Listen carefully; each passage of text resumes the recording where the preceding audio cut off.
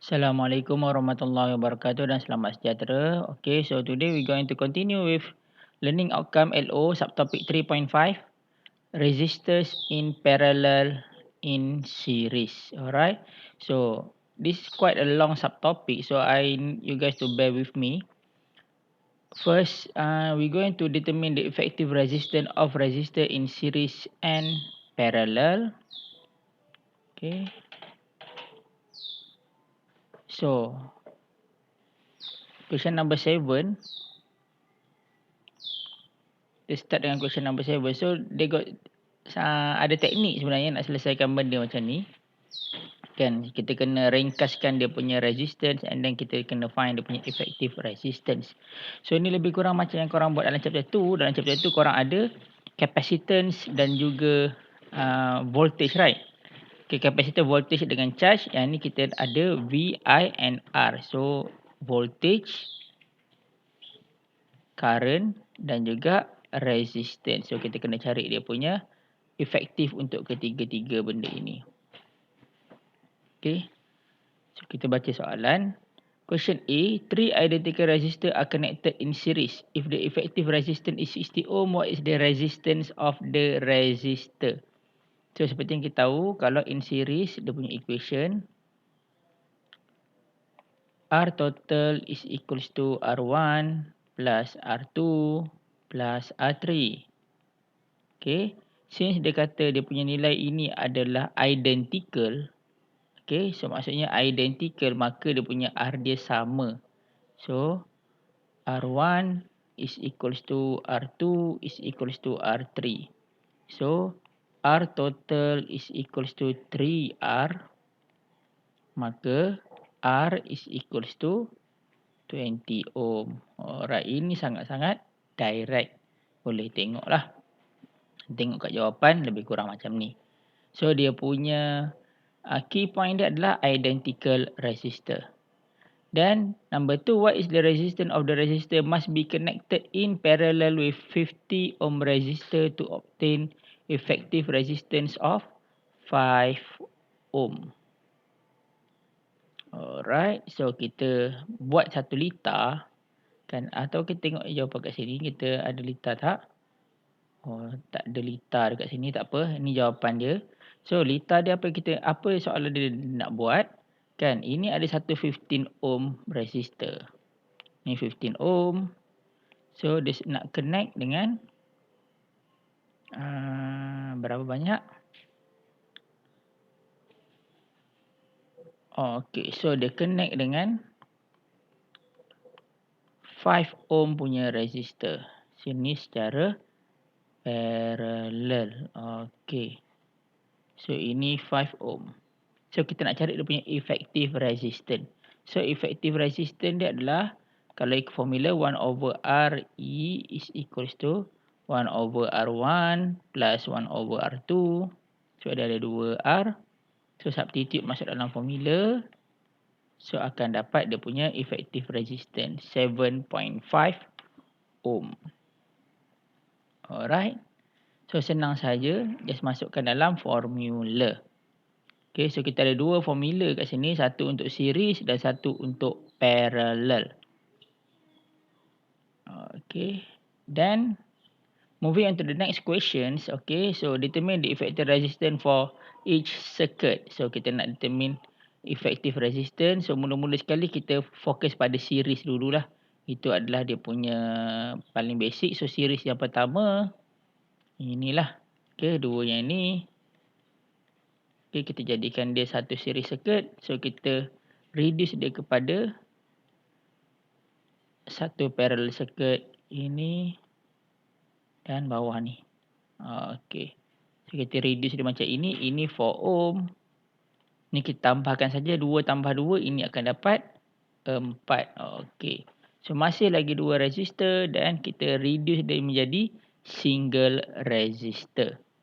Okay, dah dapat macam ini. Kan? Ini daripada sini ke sini.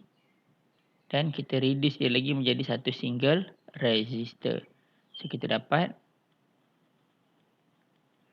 Okay, ini dia punya resistor lah. Ini kau punya effective resistance. So yang ni yang kita nak cari.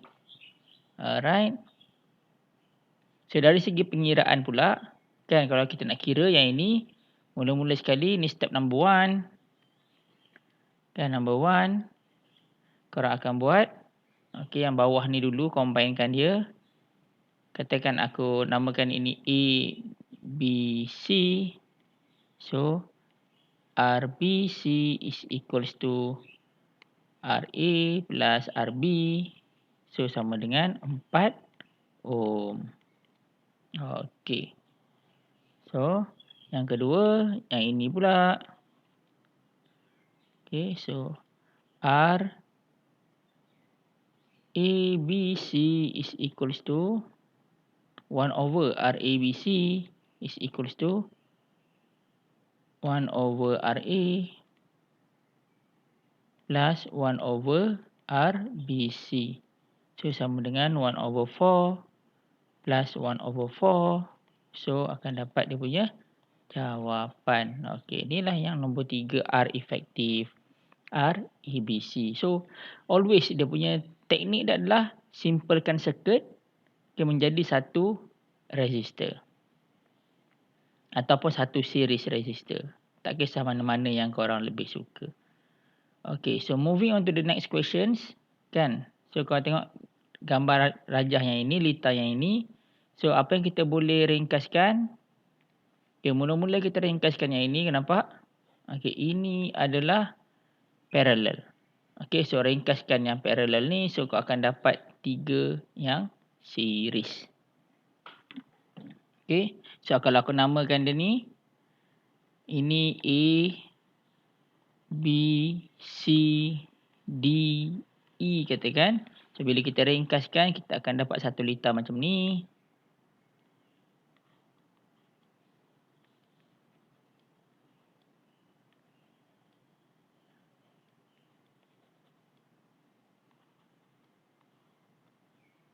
Okay.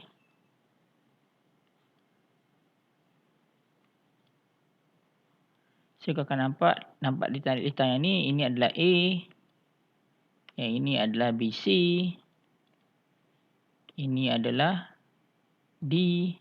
Dan ini adalah E. Okay, nampak? So sekarang ni korang nampak ini ada series. Okay, then kau serieskan sahaja ABCD membentuk satu lagi series circuit. Kan?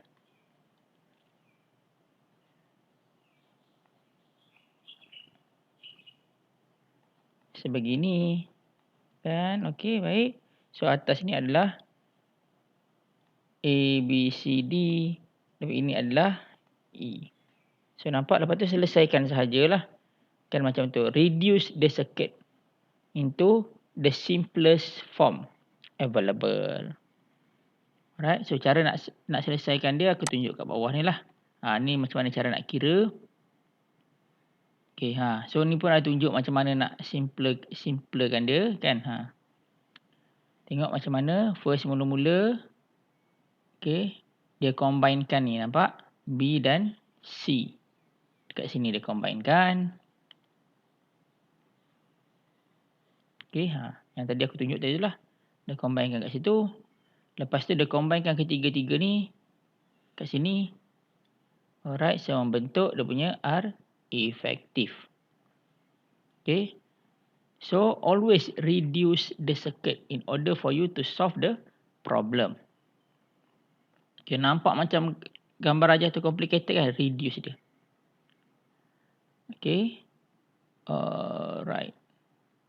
So lita yang seterusnya, nombor 3. Nampak macam tak berapa clear macam mana bentuk ni kan. Okay, so korang kena tengok. Ini adalah parallel. So basically katakanlah, alamak, cikgu saya tak boleh nampak lah mana satu parallel, mana satu series kan. Aku ada satu teknik yang aku selalu gunakan untuk determine benda ni. So apa yang korang perlu buat adalah korang tandakan junction. Mana yang korang nampak macam junction kan, korang tandakan. Maksud junction tu dia ada simpang. Okay, so macam ni, ini adalah junction. Alright, so tandakan dia. Okay, ini adalah junction. Alright. Ini junction. Ini bukan junction. Ini nama dia corner. Alright. So, between junction and junction, dia adalah parallel. So, apa maksud dia? Between junction and junction adalah parallel. Sebagai contohnya, ini dengan ini. Ini adalah parallel. So, korang boleh nampak. Sebab dia ada junction. Junction, ini parallel. So, ini junction, ini parallel. Okay, so boleh tahu, oh, mana satu parallel, mana satu series. Sebab dia between junction, so dia adalah parallel. So, bila parallel, selesaikanlah yang parallel tu dulu kan. Okay, so macam mana kita nak selesaikan dia? Okay, tengok kat sini apa dia buat. B3. Kan, mula-mula dia selesaikan dulu yang parallel. Okay, yang ini nampak? Ini dia selesaikan dulu. Okay.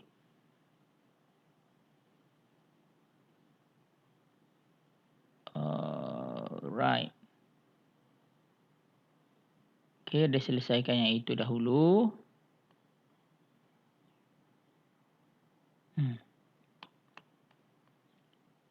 Pada masa yang sama, dia pun selesaikan satu lagi yang parallel yang ini. Yang aku tunjukkan dua-dua kat atas tadi tu. Dua-dua kat soalan tadi, dua-dua dia selesaikan. Dia dapat dua parallel yang ni. Tapi sebab dia punya nilai dia sama, kan dia menggunakan satu pengiraan sahaja. Okay, dia gunakan satu pengiraan sahaja sebab dia dapat nilai yang sama. Okay. So basically dia selesaikan dua-dua yang parallel. So kau dapat satu series circuit. Okay, satu series circuit. So boleh selesaikan. Nampak? Dia punya cara dia. Kan? So yang dua-dua yang aku mark dekat atas parallel tadi tu, dia selesaikan. Lepas tu kau terus masukkan dalam formula sahajalah. So ini formula bagi series circuit. R effective is equals to R1 plus R2 plus R3. Ataupun ke semua resistor yang ada lah, kau tambahkan sahaja. Okay, and lastly, untuk question number 4. Sorry yang ni sebab dia punya slide dia besar sikit panjang. So banyak sikit drag. Okay, so sama juga. Tengok dekat sini. Kan? Tandakan dulu junction. Okay, ni junction. Yang ni junction. So between these two adalah parallel. Ni. So ini parallel. So jadikan dia satu resistor. So aku harap korang dah boleh nampak bayang ni macam mana nak buat. Simple saja. So dekat sini dia dah combine. Nampak kat sini. Okay, so parallel dia gunakan pengiraan yang ini. So dapat R23. So ini salah lah. Ini bukan 6 Ini adalah R23 3.43 lah kat sini. Okay, so 3.43 substitute. So kau dapat satu series. So selesaikan. Dapat jawapan. Alright. So teknik yang aku nak ajar dalam soalan ini adalah teknik reducing the circuit. Okay, reducing the circuit daripada satu circuit yang complicated menjadi satu circuit yang sangat mudah. Okay, supaya korang boleh cari dia punya effective resistance. Alright, so itu adalah satu teknik yang perlukan banyak latihan sebenarnya. Tengok. So apa yang aku boleh bagi hint sikit, cara aku, teknik aku ajar adalah first determine junction. So junction tu korang labelkan. So between those two junctions, dia mesti ada satu parallel at least. Okay. So that's all for this question. Aku nak teruskan dengan soalan seterusnya. Okay, question number 8. Okay, question number 8 ni aku leave it as the formative assessment. So kat sini kau ada I1 dengan I2 yang korang kena cari kan. So ini is a part of Kirchhoff sedikit lah tapi not really. Okay, so ni senang sahaja. As long as kau mahir nak buat yang atas tu, kan korang boleh selesaikan yang ni insyaAllah. Okay, so we have finished with LO 3.5. So in LO 3.5, the technique that you need to master is the technique to reducing the circuit. So korang kena pandai macam mana reduce circuit ni. Sebab circuit dia akan nampak macam-macam bentuk, macam-macam gaya. Alright, dia boleh nampak sangat susah.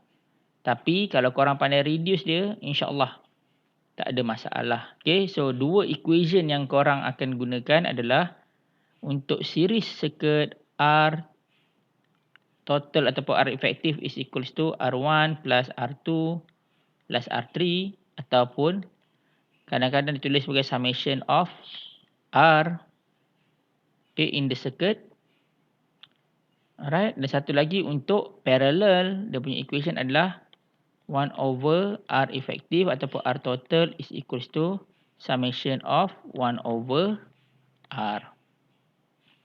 Alright, so that's all for today. Terima kasih semua. Assalamualaikum warahmatullahi wabarakatuh.